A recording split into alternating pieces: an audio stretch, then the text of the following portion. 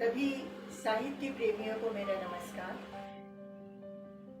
Doctor रश्मिशील जी ने मुझसे आग्रह किया था कि मैं अपने पिता पंडित अमृतलाल नागर जी के जन्म दिवस के अवसर पर उनकी कुछ स्मृतियां साझा करूं। वैसे तो मेरे लिए बड़ा कठिन कार्य है कि संस्मरण सुनाना मुझे मुश्किल लगता है, क्योंकि इतने असंख्य यादों के बीच में से कुछ को चुन के लाना बड़ा मुश्किल कार्य है।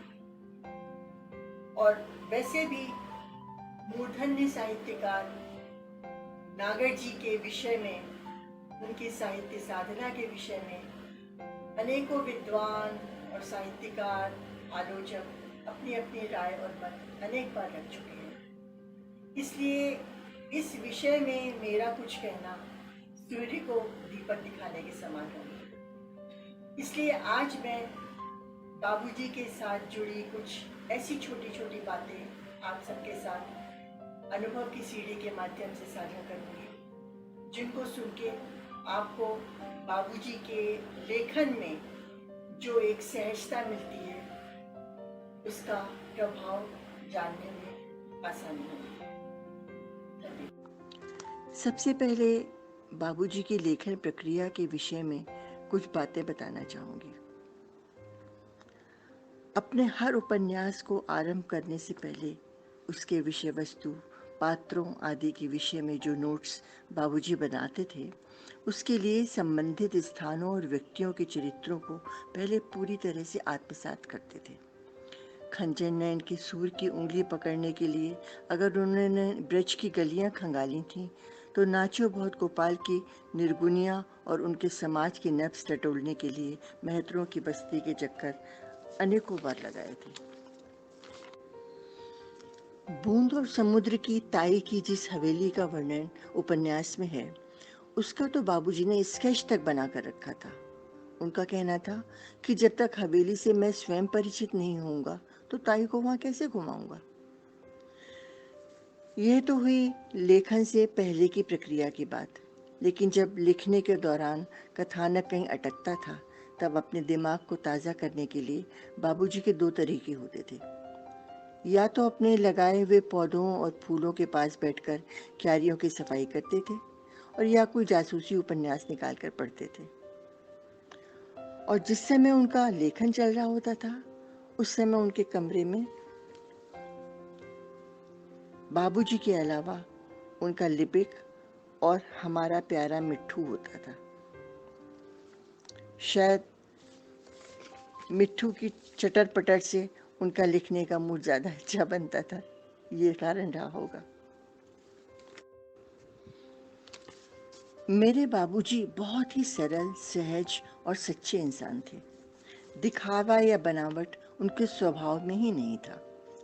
तभी तो फिल्म जगत की ग्लैमरस और समृद्ध दुनिया को तिलांजलि देकर उन्होंने लखनऊ आकर अपना स्वतंत्र लेखन करने का निर्णय लिया, और उनके इस निर्णय में मेरी बा ने पूरा सहयोग दिया था। उन्होंने घर भर की सारी जिम्मेदारियां स्वयं ओढ़कर बाबूजी को लेखन के प्रति पूर्णतया समर्पित होने की फुर्सत दे दी थी। इसीलिए बाबूजी उनको 75% अमृतलाल नागर कहा करते थे। जहाँ तक बाबूजी के रहन सहन और खान पान की बात है, तो शुद्ध शाकाहारी होने के कारण उनका प्रिय भोजन सब्जी, दाल, रोटी और चावल ही था। हाँ, मीठे के बहुत ज़्यादा शौकीन थे, इसलिए बाद में डायबिटीज़ होने के कारण जब मीठे पर बंदिश लगी, तब उनको बड़ा कष्ट होता था। मैंने हमेशा बाबूजी को सफ़ेद खादी के कपड़ों में ही देखा था। स्वतंत्रता आंदोलन के दौरान उन पर गांधी जी की स्वदेशी का जो जादू चढ़ा, वो आजीवन नहीं उतरा। घर में रोज़मर्रा में तो खादी की लुंगी और बनियान पहनते थे, और बाहर जाते समय धोती और कुर्ता बाबूजी की वेशभूषा रहती थी।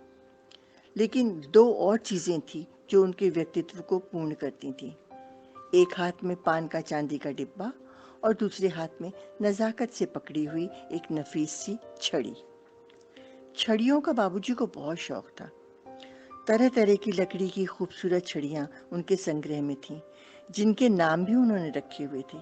कोई नाजुक महल थी तो किसी का नाम आबनूसी बेगम था। बाबूजी को बच्चों से भी बहुत प्रेम था। हम चारों भाई बहनों को तो उन्होंने अपनी कहानियों के ज़रिए अच्छे संस्कार दिए ही, हमारे बच्चों को भी खूब सुविचार दिए। इतना ही नहीं, आस पड़ोस के बच्चे भी अक्सर उनको घेर कर कहानी सुनते रहते थे। बाबूजी का सुबह का समय तो लेखन का रहता था और शाम का मनन का। अपना लिखा हुआ शाम को पढ़कर या तो उसमें जो बदलाव करने होते थे उन पर निशान लगाते थे, या फिर अपने बाल सखा नवजीवन के संपादक आदरणीय ज्ञानचंद जैन जी को सुनाकर उन उपन्यास के टुकड़ों में कुछ बदलाव करते थे।